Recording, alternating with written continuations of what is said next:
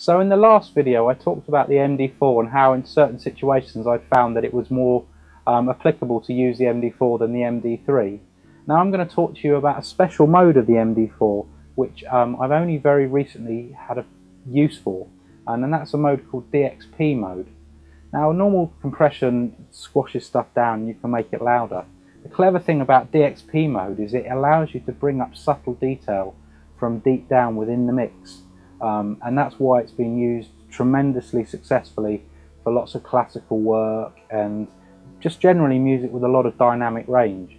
Now a lot of the pop work that I do, there's no need for it, so up until now it hadn't been particularly useful, but this is just another example of how the System 6000, I'm continually finding things that help me out of situations.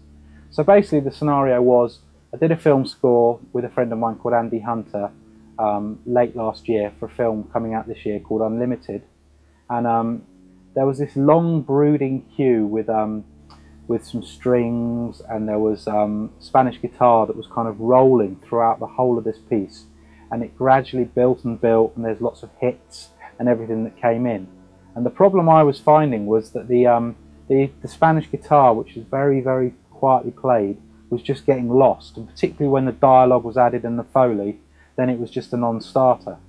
So the DXP came to our rescue, and I was very easily able to bring out some of the detail without squashing the track and making it louder. So let's have a little listen to it before and after.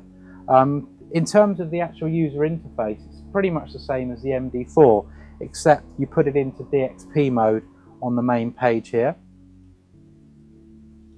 as you can see there, and in the 5-band mode you have this new parameter called steer. And what steer allows you to do is to literally steer at what frequency ranges you want to bring it out and articulate detail. And so very quickly I was able to find the range that was working where the guitar was and to bring it out. So let's have a little listen to the track before and then the track after. So this is the track without anything on it, going straight through Logic.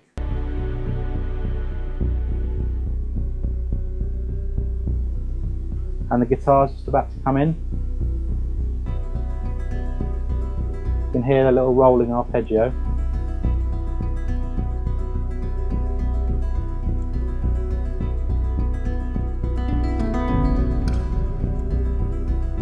Now at this point it was generally pretty good. There wasn't much dialogue, but the hits are just about to come in, and after this point it was very hard to hear what was going on.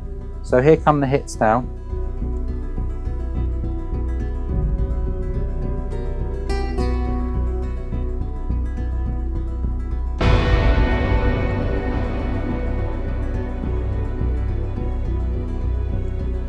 The guitar is just getting a little bit lost now. Okay, that's the original. Now here's the version going through the DXP.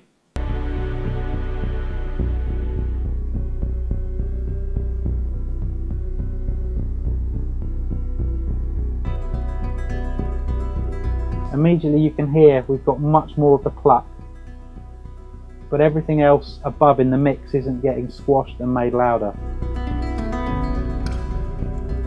You even heard much more of the string noise.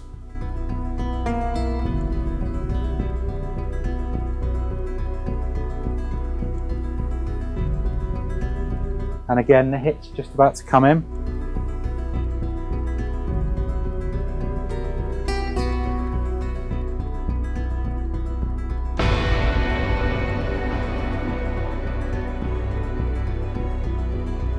And you can still hear the lovely rolling of the guitar. So again, here's the before and the after.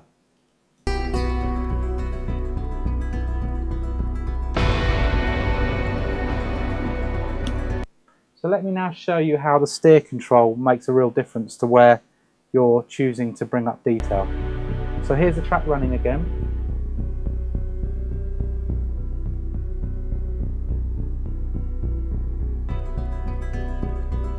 And I'm going to adjust some of the steer now. And here we're really pushing it.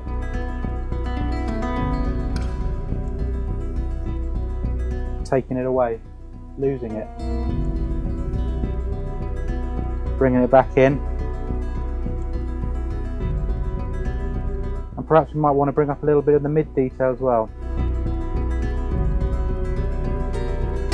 Brings that little synth up. Taking away a lot of the high mid detail.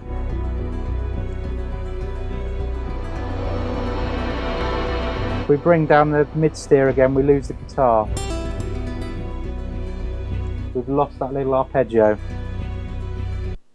So, again, a real lifesaver, the DXP mode on the MD4. Now, as I said, I don't use this all the time, but when I know that I've got a difficult situation, I know I've got a tool that allows me to tackle those situations head on.